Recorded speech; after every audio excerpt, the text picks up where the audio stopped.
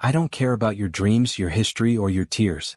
All I care about is that you are healthy, you are disciplined, and you deliver what I am paying you for, an heir to the Khumalo Empire. Do we have an understanding, or are we wasting each other's time? I stared at the woman sitting across from me in my study. Outside, the lights of Johannesburg sparkled like fallen diamonds, but inside this room the air was cold. I, Dumisani Khumalo, didn't get to the top of the South African business world by being soft. I got here by being a shark. And right now, this woman was nothing more than a necessary investment. Welcome back to the Royal Griot, the home of stories that touch the soul and celebrate the strength of our people. We are so grateful for your incredible support. You are the heartbeat of this channel. Before we dive into today's powerful journey, please take a moment to drop a comment below and let us know where you are watching from. We love seeing our global family united. Now let's begin. I am a man who measures life in percentages, dividends, and market shares. In the boardrooms of Sandton, my name is whispered with a mix of respect and fear. They call me the Iron Lion of Joburg. I have the mansion, the fleet of black SUVs, the private jet, and a fortune that could sustain 10 generations. But I had one problem that money couldn't solve with a simple wire transfer. I was 38, unmarried, and my mother was losing her battle with a failing heart. Her only wish was to hold a grandchild before she took her last breath. I didn't believe in love. Love was a liability. I had seen what it did to my father, how it broke him when my mother first fell ill, how it made him weak. I chose to be strong. I chose to be cold. I asked you a question, Zinhle, I snapped, tapping my gold pen against the mahogany desk. Is the contract clear? Zinhle Mokoena looked at me. She wasn't what I expected. Most of the candidates my lawyers had screened looked like they were auditioning for a reality show. They wore too much makeup and smelled of desperation and expensive perfume they couldn't afford. But Zinhle? She wore a simple, faded denim jacket over a traditional shweshwe skirt. Her hair was neatly braided, and her eyes, they weren't filled with the greed I was used to. They were filled with a quiet, burning resilience. The contract is clear, Mr. Khumalo, she said, her voice steady despite the way her hands trembled slightly in her lap. 5 million rand upon the birth of the child. Full medical coverage. A private residence for the duration of the pregnancy. And in exchange I sign away all rights. I disappear the moment the umbilical cord is cut. Exactly, I said, leaning back. No emotional attachments. No visitation rights. You are a surrogate, not a mother. My child will be raised as a Khumalo with every advantage, but without the messiness of a woman who is only in it for the paycheck. She flinched as if I'd slapped her. It was better she knew exactly who she was dealing with. I am doing this to save my family's farm in Limpopo, she whispered, more to herself than to me. My younger brother needs his university fees paid. I am not in it for the paycheck, Mr. Khumalo. I am in it for survival. Survival, greed, it's all the same to me, I dismissed her with a wave of my hand. My driver will take you to the clinic tomorrow morning for the first round of procedures. You will move into the guest wing of my estate on Monday. My staff will monitor your diet, your sleep, and your movements. You are carrying the future of this empire. Do not fail me. She stood up, her height surprising me. She carried herself with a dignity that didn't belong to someone so struggling, as my reports had described her. I won't fail the baby, she said firmly. But you should know something, Mr. Khumalo. You can buy my time, you can buy my body for 9 months, and you can buy this silence. But you are a very poor man if you think that's all there is to life. I laughed, a dry, harsh sound. I'll stick to my billions, Zinhle. You stick to the vitamins the doctor gives you. The next few weeks were a whirlwind of medical appointments and legal filings. I didn't see much of her, even after she moved into the mansion. I was busy closing a merger in Nairobi, flying back and forth, focused on the only thing that made sense to me, growth. But my mother, Gogo Khumalo, had other plans. Despite her weakness, she was sharp. She found out about Zinhle within days of her moving in. Dumisani, my mother called out to me one evening as I walked past her room. She was sitting up in her bed, draped in a beautiful hand-woven blanket. Why is there a beautiful young woman living in the West Wing who looks like she's carrying the weight of the world on her shoulders? And why are you treating her like a prisoner? She's not a prisoner, Ma. She's a surrogate. It's a business arrangement. My mother sighed, a sound of pure disappointment. A child is not a business arrangement, my son. A child is a miracle. And that girl, she has a soul that shines even through her sadness. You are so blinded by your gold that you can't see the diamond standing in your own house. I don't need a diamond, Ma. I need an heir. For you. For the family name. Don't blame this on me, she coughed, her face paling. I wanted a grandchild born of love, not a contract. I left her room frustrated. Well, why was everyone obsessed with a feeling that provided zero return on investment? 3 months later, the procedure was a success. Zinhle was pregnant. I should have been relieved. The succession was secure. But as the weeks went by, a strange tension began to grow in the house. I started noticing things. I noticed the way Zinhle walked in the gardens in the early morning, singing softly in isiZulu to her stomach. I noticed the way she refused the expensive jewelry I offered as a bonus, but asked instead for more books to read. One night, I returned home late from a stressful board meeting. The power was out, a common occurrence in Joburg, and the backup generators were humming. I walked into the kitchen to get a glass of water and stopped dead. Zinhle was there, sitting at the large marble island by candlelight. She was crying. Not the loud, dramatic sobbing of someone who wanted attention, but the quiet, shaking grief of someone who felt utterly abandoned. "What is it?" I asked, my voice harsher than I intended because the sight of her tears made something uncomfortable stir in my chest. "Is there something wrong with the baby?" She jumped, wiping her eyes quickly. "The baby is fine, Mr. Khumalo. He's kicking. He's strong." "Then why are you crying? If you need more money, just ask my assistant." She looked at me then, and for the first time I saw her anger. "Money. It's always money with you. It's my mother's birthday today. She passed away 2 years ago. I used to make her malva pudding every year. I'm sitting here in this museum of a house, surrounded by your fortune, and I've never felt more alone in my life." I stood there, the billionaire who owned half the skyline, feeling like a small boy. I didn't know how to handle grief. I usually just bought something to distract myself. I lost my father 5 years ago," I said, the words feeling foreign on my tongue. "I worked through the funeral. I was in a meeting an hour after we buried him." Zinhle looked at me with pity. "And you think that's a badge of honor? To be so cold that you can't even mourn the man who gave you life?" "It's how I survived," I shouted, the tension of the day finally snapping. "It's how I built all of this. You think I could have this empire if I spent my days crying over malva pudding?" "I think you built a cage, Dumisani," she said, using my first name for the first time. "And you're so proud of the gold bars that you don't realize you're the one locked inside." She stood up to leave, but as she passed me, she stumbled. I reached out instinctively to catch her. My hands landed on her waist, and for a second, we were inches apart. I felt the heat radiating from her, the scent of vanilla and rain. And then I felt it. A sharp, distinct thump against my palm. My breath hitched. Was that? "He's saying hello," she whispered, her eyes searching mine. For the first time in my life, the boardroom didn't matter. The millions didn't matter. There was a life inside her, a life that I had called an investment, and it was reaching out to me. But the moment was shattered by the sound of the front door slamming open. "Dumisani, we have a problem." It was Lerato, my ex-fiancée and the daughter of my biggest business rival. She marched into the kitchen, her high heels clicking like gunfire on the tiles. She stopped, her eyes darting between my hands on Zinhle's waist and Zinhle's pregnant belly. "So, the rumors are true," Lerato sneered, her face contorted with malice. "You replaced me with a village girl from the bushes. But tell me, Dumi, does your surrogate know that the contract she signed has a secret clause? Does she know what you're planning to do the moment that baby is born?" Zinhle pulled away from me, her face turning pale. "What clause? Dumisani, what is she talking about?" I looked at Lerato, my blood running cold.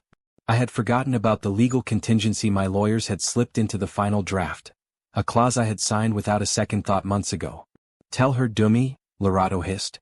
"Tell her that you aren't just taking the baby. Tell her that the contract ensures she is barred from this province for life, or she forfeits every cent of the money her family needs."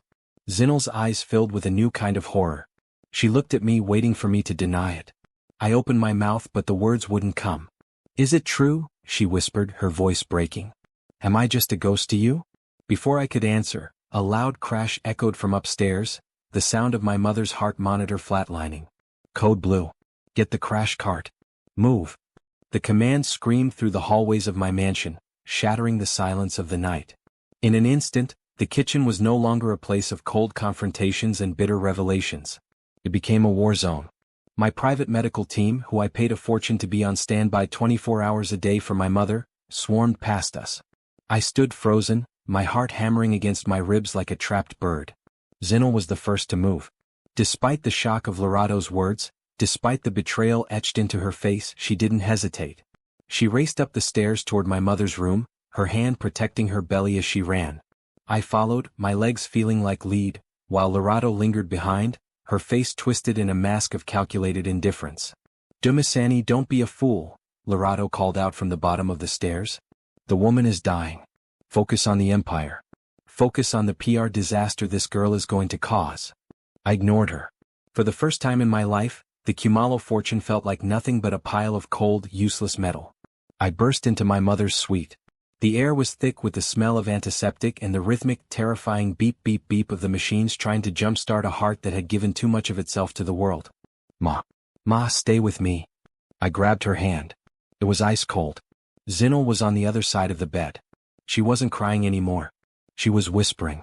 She was reciting a prayer in isiZulu, a low, melodic hum that seemed to steady the frantic energy in the room. She took my mother's other hand and placed it directly on her pregnant stomach. Go, Zinhle whispered, her voice thick with emotion. "Feel him. Your grandson is waiting for you. He needs to hear your stories. He needs to know the woman who raised the Iron Lion. Don't go yet. The miracle isn't finished." The head doctor looked at me, his face grim. "Mr. Khumalo, her vitals are crashing. We need to intubate. Do whatever it takes." I roared. "I will pay any amount. Buy the whole hospital if you have to." "Money can't buy life, Dumisani," Zinhle said, looking at me through the chaos. Her eyes were hard, filled with a disappointment that cut deeper than any blade. "You still don't get it, do you?" Then a miracle happened. The flat line on the monitor flickered. A jagged peak appeared. Then another. The erratic rhythm of my mother's heart began to stabilize.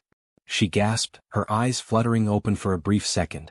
She looked at Zinhle, then at me, and a tiny, frail smile touched her lips before she drifted into a deep, natural sleep. "She's stable," the doctor breathed, wiping sweat from his forehead. "It's a miracle. I've never seen anything like it." I collapsed into a chair, the adrenaline leaving my body and leaving me hollow. I looked across the bed at Zinhle. I wanted to thank her. I wanted to apologize. I wanted to explain that the exclusion clause in the contract was the work of a man I no longer recognized. But she didn't give me the chance. She stood up, her face a mask of iron. "Don't," she said, cutting off my words before they could form. "Whatever you're about to say, don't. You lied to me. You made me believe that this was about a legacy, but it was just another acquisition for you. You were going to take my child and banish me like a common criminal." Zinhle, listen to me. I didn't even read the final draft. My lawyers. You're the billionaire, Dumisani. You're the one who signs the checks. You're the one who owns the boardroom. Don't play the victim now. She walked toward the door. "I'm going to my room. Tomorrow I'm leaving." "You can't leave. The contract. The contract is void the moment you breach the ethics of human decency," she snapped. "And if you try to stop me with your private security, I will make sure every news outlet in Johannesburg knows exactly how the Iron Lion treats the mother of his child." She walked out, leaving me in the silence of the room, the steady thump-thump of the heart monitor the only sound remaining. I walked down to the study, my mind racing. I needed a drink. I needed a plan. I found Lerato sitting in my leather chair, sipping a glass of my most expensive whiskey. "She's quite the firebrand, isn't she?" Lerato smirked. "But she's right. This is a mess. Luckily for you, I've already contacted the family's legal team. We can have her declared mentally unfit. We keep the baby, we dump the girl in a psychiatric ward in the countryside, and we move on with our lives. My father is still interested in the merger, Dumi. All you have to do is marry me and make this surrogacy disappear." I looked at Lerato. I had known her since we were children. Our families had spent holidays together in Mauritius and Dubai. We were the golden couple of the South African elite. But looking at her now, all I saw was a vulture. "Get out," I said, my voice low and dangerous. "Excuse me? Get out of my house, Lerato. And if you ever speak of Zinhle or my child like that again, I will use every cent of my fortune to bury your father's company. I will dismantle his empire brick by brick until you're the one struggling for survival." Lerato stood up, her face turning a deep shade of red. "You're choosing her? A village girl? Paid womb? You're throwing away $1 billion merger for a woman who hates you." "I'm choosing my soul," I said, though I wasn't even sure I had one left. "Now leave before I have security throw you out." She slammed her glass down, the whiskey splashing onto the mahogany. "You'll regret this, Dumisani. By tomorrow morning, the board of directors will hear about your unstable behavior. You won't just lose the girl, you'll lose your empire. She stormed out and I was left alone in the dark. I didn't sleep. I spent the night looking through the files on my desk. I found the contract. There it was on page 42. Clause 8.4. The surrogate agrees to a permanent restraining order from the Gauteng province upon delivery of the heir. I felt sick. I had become the very thing my mother feared, a man who saw people as chess pieces. I thought about Zinhle's family farm in Limpopo. I looked up the records. It wasn't just struggling. It was being foreclosed on by a predatory bank, a bank that was a subsidiary of my own holding company. I was the one destroying her home and she was the one trying to save my mother's life. As the sun began to rise over the Johannesburg skyline, painting the clouds in hues of orange and purple, I made a decision. I wouldn't be the shark anymore. I would be the man my mother wanted me to be. I walked to the west wing. I knocked on Zinhle's door. There was no answer. I knocked again harder. Zinhle? We need to talk. I fixed the paperwork. I fired the legal team. Zinhle? I pushed the door open. The room was empty. The bed was made, the expensive clothes I had bought for her were still hanging in the closet, untouched. The only thing missing was the small bag she had arrived with. On the nightstand was a note. You think you can buy destiny, Dumisani? But destiny isn't for sale. I'm going home. Don't look for me. I'd rather raise this child in a shack with love than in a palace with a man who has a heart made of stone. Panic, cold and sharp, seized me. She was gone. She was pregnant with my heir, she was heartbroken, and she was out there in the city alone. I sprinted to the garage, shouting for my driver. Get the SUV. Now. Trace her phone. Sir, my head of security said, stepping out from the shadows. She left her phone on the dresser. And sir, there's something else. We checked the CCTV. She didn't leave alone. What do you mean? A black limousine picked her up at the gate 10 minutes ago. It didn't have plates. But the driver, we recognized him. He's the lead enforcer for Lerado's father. My blood turned to ice. Lerado hadn't just left, she had taken Zinhle. She wasn't going to let the merger fail. She was going to use Zinhle as leverage, or worse, make her disappear to protect the Khumalo reputation. I jumped into the driver's seat of my fastest car, a silver Ferrari that usually brought me joy but now felt like a cage. Find that car. I roared at my security team through the intercom. If a hair on her head is touched, I will burn this city to the ground. I sped out of the estate, my tires screaming. I was a billionaire, a titan of industry, a man who had everything. But as I raced through the streets of Johannesburg, I realized I had nothing if I didn't find the woman who was carrying my heart. My phone buzzed. It was an unknown number. I answered it on the speaker. Dumisani, Lerado's voice came through, smooth as silk and cold as a grave. I told you that you'd regret it. We're at the private airstrip. We're taking a little trip to a secure location where your surrogate can have her baby in peace, far away from your sudden change of heart. If you want to see your heir again, you'll sign the merger papers by noon. If not, well, accidents happen in the bush, don't they? Lerado, I will kill you, I hissed, my knuckles white on the steering wheel. No, Dumi. You'll just sign the papers. Because you're a businessman. And this is just the cost of doing business. The line went dead. I pushed the pedal to the floor, weaving through traffic, my heart screaming. I wasn't just fighting for an empire anymore. I was fighting for the only woman who had ever looked at me and seen the man I was supposed to be. I reached the private hangar just as a small jet began to taxi toward the runway. My heart stopped. No. I screamed, jumping out of the car before it even stopped moving. I ran toward the runway, but security guards in suits blocked my path. I fought them, swinging wildly, my expensive suit tearing, my face bleeding. I didn't care. The jet's engines roared, the sound deafening. I watched as it lifted off the ground, carrying Zinhle, my child, and my only chance at redemption, into the vast African sky. I fell to my knees on the asphalt, the heat of the jet's exhaust hitting my face. I had all the money in the world and I was completely, utterly powerless. But then I saw it. A small, white object lying on the tarmac where the jet had been parked. I crawled toward it. It was Zinhle's beaded bracelet, the one she always wore, the one that belonged to her mother. I picked it up, clutching it to my chest. And that's when I noticed the flickering light coming from the old hangar across the way. A figure stepped out of the shadows. It wasn't a guard. It was a man I hadn't seen in years. A man who was supposed to be dead. You always were too slow, Dumisani, the mysterious stranger said, his voice a gravelly echo of my own. I looked up, my eyes widening in shock. Father? You're dead, I whispered, the words catching in my throat like shards of glass. I buried you. I stood at the cemetery in Soweto and watched them lower your casket into the ground. I spent 5 years building this empire to prove I didn't need the man who left us with nothing but debts and a broken name. My father, Thabo Khumalo, took a step into the light of the hangar. He didn't look like the broken, sickly man I remembered from the hospital bed. He looked weathered, his skin like burnished copper, his eyes sharp and filled with a wisdom that made my billions feel like pocket change. He wore a simple worker's jumpsuit, the kind the mechanics at the airfield wore. You buried a hollow box, Dumisani, he said, his voice deep and steady. And you didn't build this empire to prove anything to me. You built it because you were afraid. Afraid of being poor, afraid of being weak, and most of all, afraid of being human. I surged forward, grabbing the collar of his jumpsuit. The rage that had been simmering in me for years boiled over. I spent millions on your medical bills. I worked 18-hour days while you died. What? Why the lie?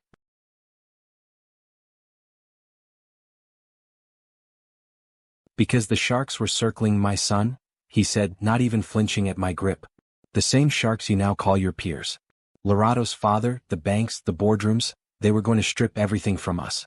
I had to disappear to protect your mother and to see if you had the steel to survive.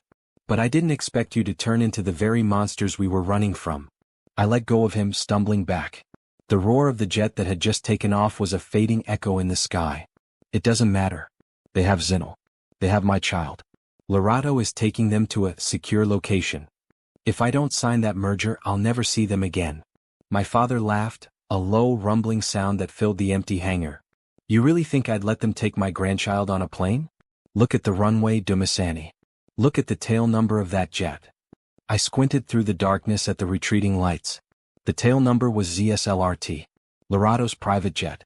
That plane is empty, my father said. It's a ghost flight.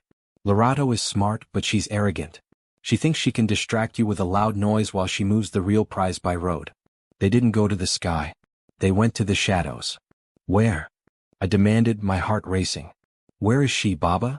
She's at the old Khumalo family farm. The one the bank took from us 20 years ago. The one you bought back last month but never visited. I froze. The farm.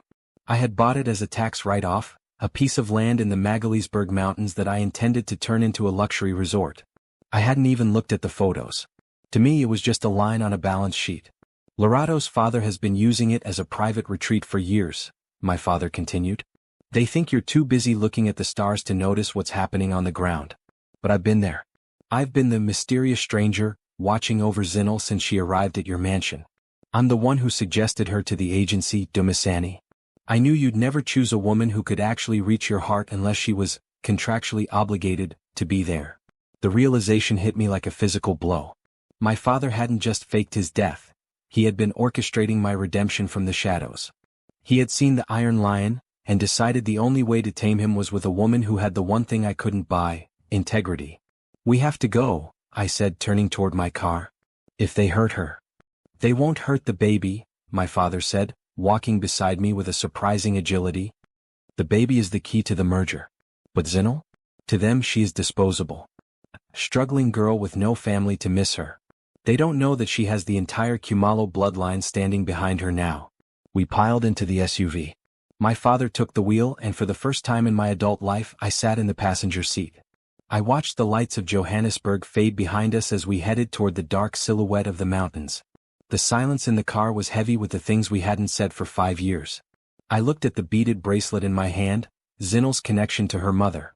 I realized then that I had spent my life trying to outrun my past, trying to build walls of gold and glass to keep the pain out. But the walls hadn't just kept the pain out, they had kept the love out too. I'm sorry, Baba, I whispered, the words feeling like lead. For what? For becoming a man you had to hide from. For thinking that a fortune was the same thing as a legacy.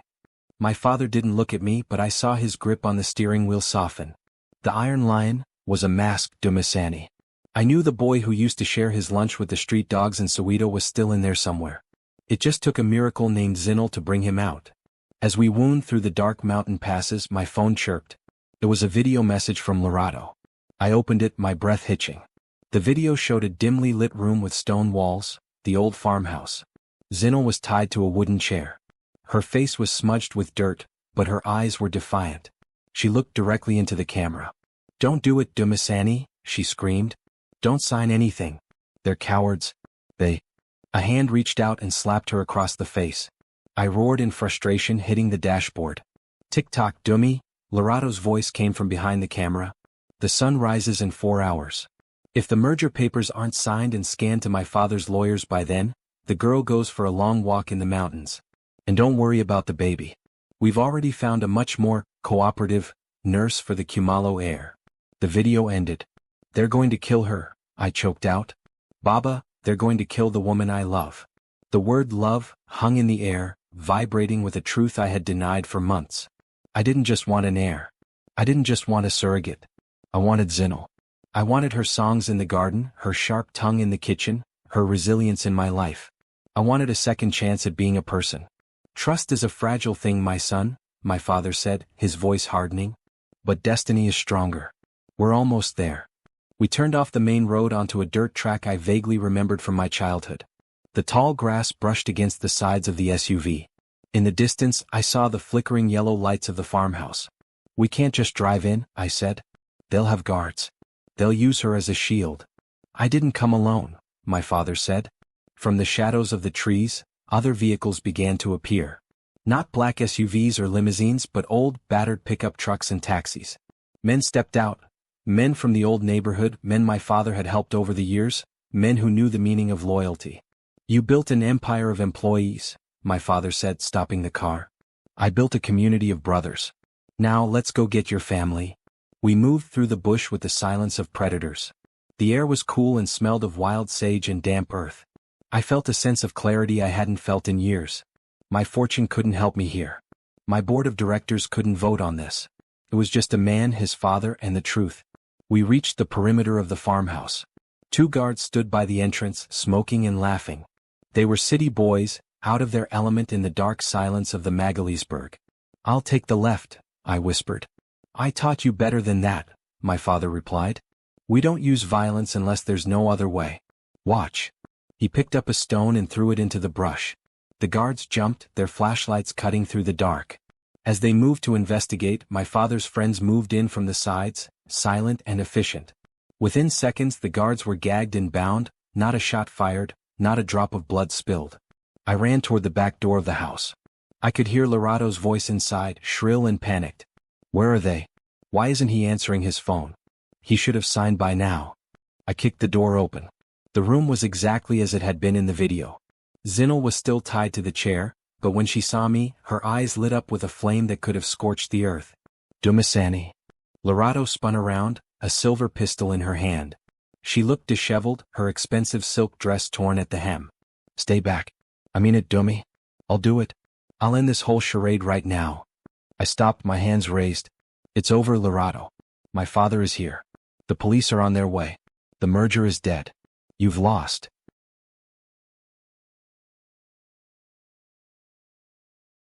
I haven't lost, she shrieked. I'm a billionaire. I'm a Khumalo by right. This peasant, she's nothing. She's everything, I said, my voice calm. She has the one thing you'll never have. She has my heart. And she has the truth. Lorado's hand trembled. The gun was pointed at Zinhle's stomach. My heart stopped. You won't do it, a voice said from the doorway. My father stepped into the room. When Lorado saw him, the gun nearly fell from her hand. Uncle Tabo, she gasped. You're dead. I'm very much alive, Lorado. And I remember when you were a little girl playing in my garden. Your father turned you into this, but you don't have to follow him into the fire. Put the gun down. Forgiveness is a new beginning, but only if you choose it. For a second I saw a flicker of the girl she used to be. The greed and the bitterness seemed to melt away, leaving only a scared, lonely woman who had been raised to believe that love was a transaction. But then the sound of a police siren wailed in the distance. Lorado's face hardened. No. I won't go to jail for this. If I can't have the empire, nobody can. She pulled the trigger. I lunged forward, not for Lorado, but for Zinhle. I threw my body over hers, waiting for the searing pain of the bullet. The room exploded in sound. I waited.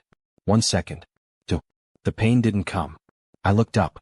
My father had grabbed Lorado's arm at the last second, forcing the gun upward. The bullet had lodged itself into the thick wooden rafters of the old farmhouse. Lorato collapsed to the floor, sobbing as my father's friends swarmed in to disarm her. I didn't look at her. I turned to Zinhle. I fumbled with the ropes, my hands shaking. The moment she was free, she didn't run. She didn't scream. She grabbed my face and pulled me close. "You came," she whispered, her tears warm against my skin. "I'll always come for you," I said. "I'm so sorry, Zinhle. For everything." She pulled back, looking into my eyes. "The contract is burned, Dumisani. No more clauses. No more lies. No more," I promised. Suddenly Zinhle gasped, her hand clutching her stomach. Her face went pale and she doubled over in pain. "Zinhle? What is it?" "The baby," she groaned, her voice strained. "The shock, the stress. Dumisani, it's happening. The baby is coming now." I looked around the old, dusty farmhouse. We were miles from the nearest hospital, surrounded by the dark mountains, with no medical equipment and a storm brewing on the horizon. "Baba!" I yelled. "Help her." My father rushed over, his face grave. "The road is blocked by the police and the storm. We can't get her out of here in time. We have to do this here. Right now." I looked at Zinhle, the woman who had agreed to carry my child for money, but who had ended up carrying my soul. I took her hand, lacing my fingers with hers. "I've got you," I whispered. "I'm not leaving. Not now, not ever." Outside, the first crack of thunder rolled over the mountains, and the sky opened up in a torrential South African downpour. I have signed billion-dollar deals with a single stroke of a pen. I have stared down hostile boards of directors without blinking and negotiated with heads of state in the glass towers of Sandton. But as Zinhle's hand crushed mine, her knuckles white and her face drenched in sweat, I realized I had never known true power until I stood in the presence of a life trying to break its way into the world. In this old farmhouse, with the smell of damp earth and the rhythmic drumming of a Johannesburg thunderstorm on the tin roof, my billions were useless. I couldn't buy a faster labor. I couldn't hire a more expensive miracle. I was just a man, stripped of his suit and his ego, kneeling on a dusty floor beside a woman I had nearly destroyed. "Breathe, Zinhle. Just breathe," I whispered, my voice cracking. I used a bowl of cool rainwater and a torn piece of my silk shirt to wipe her forehead. "I can't. Dumisani, it hurts too much," she gasped, her eyes searching mine for a hope I wasn't sure I could provide. "The baby, he's not coming. Something is wrong." My father, the man I had thought was a ghost, moved with a calm that anchored the room. He was heating water over a small gas stove and laying out clean towels. He looked at me, his eyes steady. "The boy is stubborn just like his father," my father said softly. "He's waiting for you to let go, Dumisani. He's waiting for you to stop being the billionaire and start being the father." "I don't know how," I cried out, the frustration finally boiling over. "I was raised to build walls, not families. I don't know how to be what she needs." Zinhle reached up, her fingers gripping my jaw, forcing me to look at her. Even in her pain, she was the strongest person I had ever known. "Then learn," she wheezed. "Learn right now. Because I'm not doing this for an heir. I'm doing this for my son. Our son." The word ours hit me harder than any bullet could. It shattered the last of the ice around my heart. I wasn't a shark anymore. I wasn't an iron lion. I was a man who loved a woman who had every reason to hate him, yet she was giving me the greatest gift in the universe. For the next 4 hours, time disappeared. There was only the flicker of candlelight, the roar of the wind, and the sound of Zinhle's courage. I became her pillar. I let her scream into my shoulder. I let her squeeze my hand until I thought the bones would snap. I prayed, actually prayed, for the first time since I was a child in Soweto. "One more push, Zinhle. Just one more," my father urged. With a final, soul-wrenching cry that seemed to silence the thunder outside, the room was suddenly filled with a new sound. A thin, wailing cry that pierced the darkness. "My son." My father wrapped the small, squirming bundle in a towel and handed him to Zinhle. I watched, breathless, as she pulled him to her chest. He was perfect. He had my brow and her stubborn chin. A tiny, miraculous life born in the middle of a storm, in a house that had once been a symbol of my family's ruin. "He's beautiful," I whispered, tears streaming down my face. I didn't try to hide them. I didn't care about being strong. Zinhle looked up at me, a tired, beautiful smile on her lips. "He has your spirit, Dumisani. Let's make sure he has a better heart." For a few minutes we were a family. The billionaire, the surrogate, the mysterious stranger, and the miracle. We were in a bubble of healing and new beginnings. But as the storm outside began to clear, the world I had built, the cold, calculating world of the Khumalo Empire, came crashing back in. My phone, which had been sitting forgotten on a wooden crate, began to vibrate incessantly. I tried to ignore it, but the caller ID showed it was my head of security. I stepped into the hallway, the cool night air hitting my face. "What is it?" I snapped. "I told you not to call." "Sir, you need to see the news," my security chief said, his voice urgent. "And you need to check your accounts." "No." I opened my laptop, the satellite internet lagging. The headlines were a nightmare. Khumalo Empire in turmoil. CEO accused of kidnapping and fraud. Lerado's father hadn't waited for the merger. The moment Lerado had called him from the farmhouse, before we had disarmed her, he had launched a scorched earth campaign. He had leaked a doctored version of the surrogacy contract to the press, making it look like I had kidnapped Zinhle and was holding her against her will to force an heir. Even worse, the board of directors, led by Lerado's father's silent partners, had held an emergency midnight vote. Citing moral turpitude and the plummeting stock price, they had stripped me of my position as CEO. "They've frozen your personal assets, sir," my security chief continued. "They're claiming the Khumalo fortune was built on illegal offshore accounts. The police are on their way to the estate in Sandton. They have a warrant for your arrest."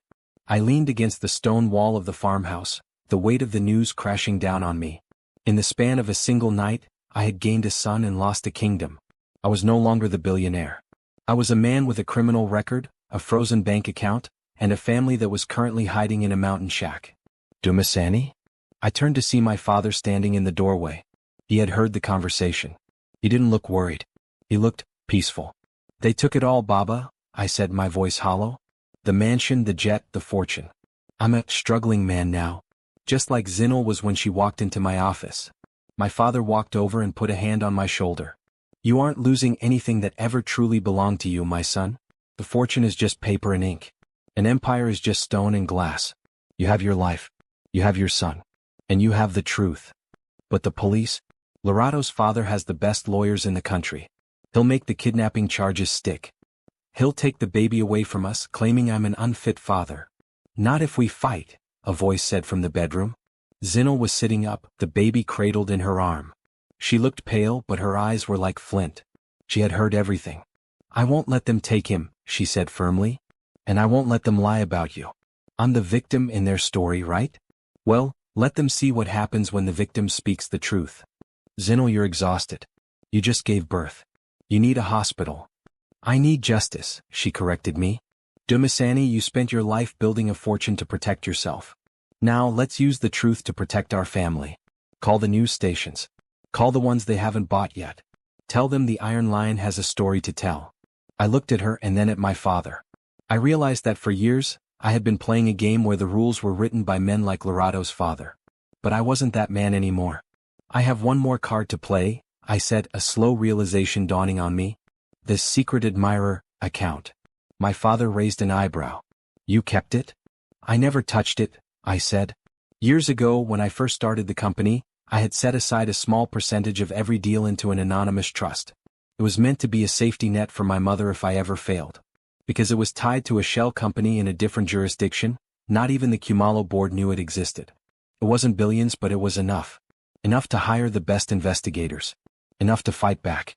But as I reached for my phone to activate the transfer, the sound of heavy engines filled the air. I looked out the window. High-powered spotlights cut through the darkness, sweeping across the tall grass. 3 black SUVs were speeding up the dirt track, followed by a police van with its lights off. "They're here," I whispered. But it wasn't just the police. I saw the lead SUV, the one with the gold trim. It was Lerado's father, the man who had orchestrated my father's death and my own downfall. He wasn't waiting for the law. He was coming to finish the job, to take the baby, and to ensure that the Iron Lion never roared again. "Get in the back," I shouted to Zinhle and my father. "Hide in the cellar under the kitchen. Now." "What about you?" Zinhle cried, clutching the baby. "I'm the distraction," I said, grabbing a heavy iron fire poker from the hearth. "I'm the one they want. Go. Now." I watched them disappear into the hidden cellar just as the front door was kicked off its hinges. Lerado's father stepped into the room, flanked by 4 armed security guards. He looked around the humble farmhouse with a sneer of disgust. Behind him, Lerado followed, her face bandaged where the gun had recoiled, her eyes filled with a madness I didn't recognize. "Where is the girl, Dumisani?"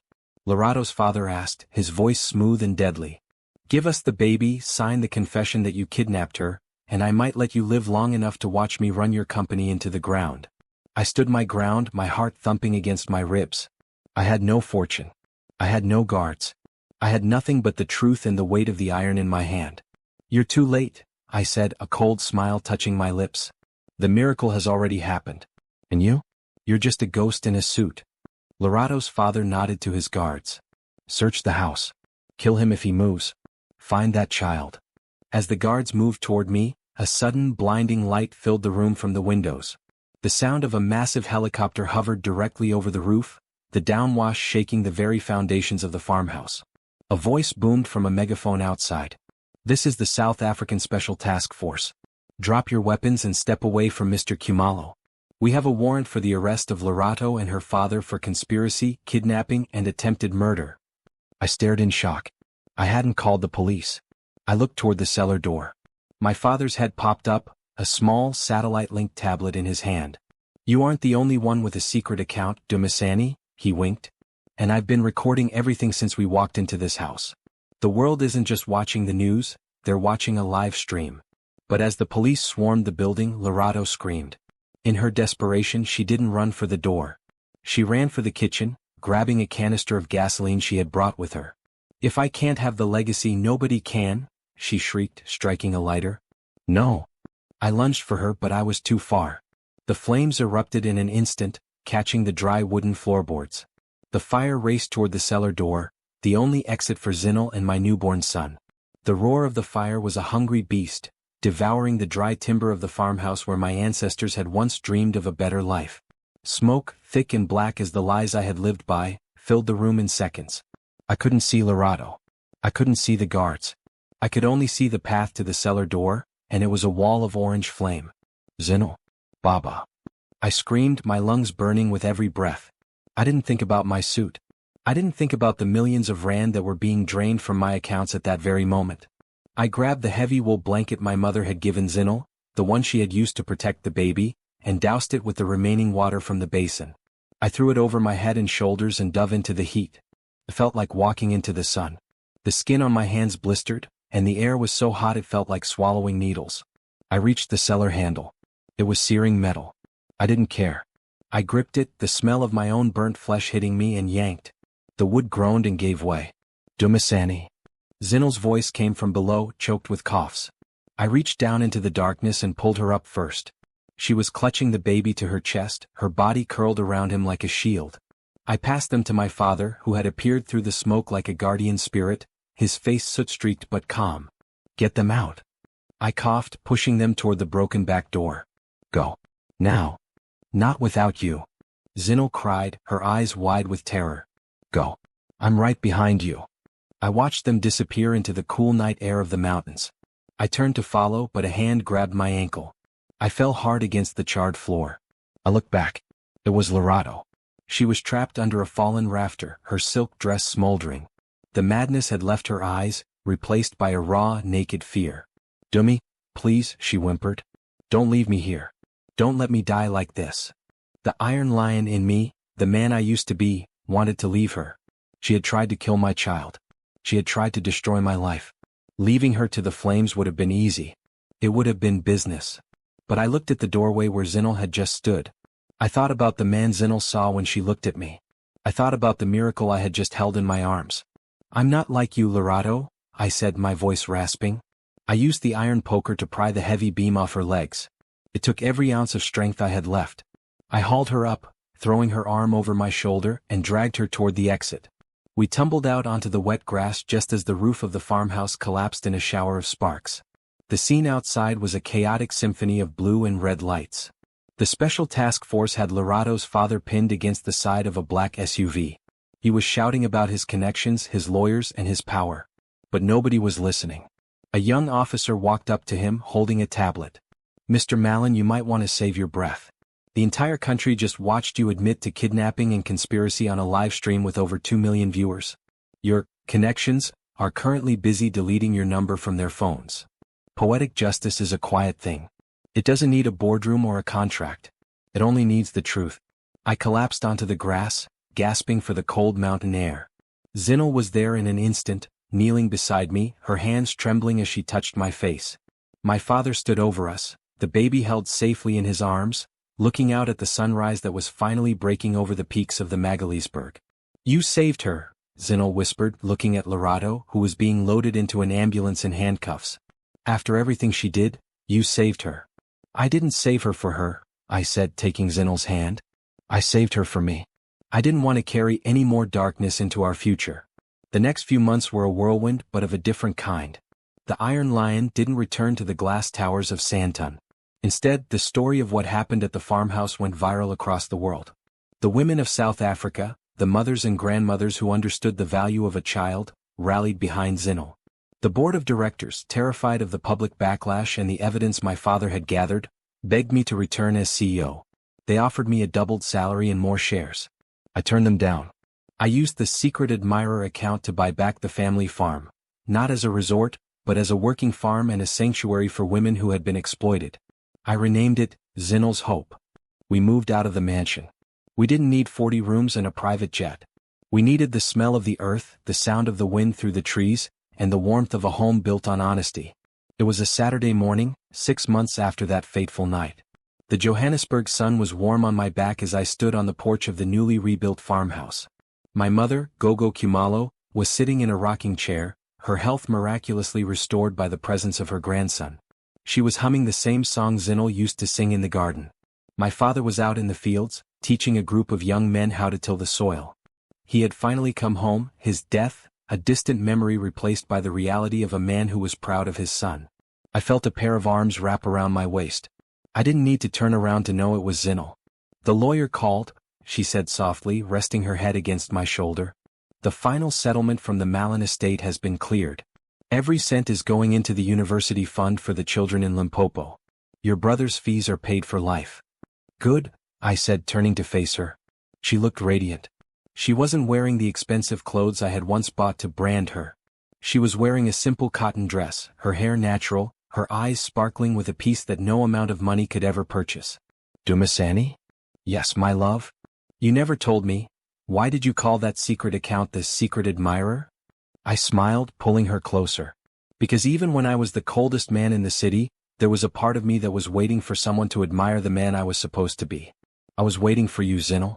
I just didn't know it yet." She laughed, a sound that was more precious to me than the clinking of gold coins. We walked inside where our son, Thabo Jr., was waking up from his nap. I picked him up, feeling the weight of the future in my arms. I looked at the woman who had agreed to be a surrogate but ended up carrying my heart, and I realized that I was finally, truly, a billionaire. Not in rands or dollars, but in the only currency that matters at the end of the day: love. Forgiveness had healed the wounds of the past. Resilience had built a new foundation. And destiny had brought a cold-hearted shark back to the shores of his own humanity. The Khumalo name no longer stands for a cold empire. It stands for a family that survived the storm and learned to dance in the rain. Thank you so much for joining us on this emotional journey on the Royal Griot.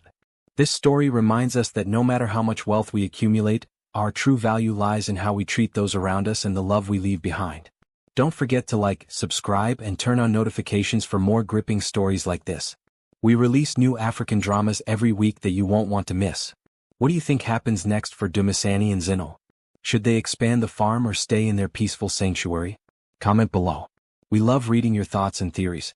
Until next time, keep the fires of your heart burning bright. This is the Royal Griot.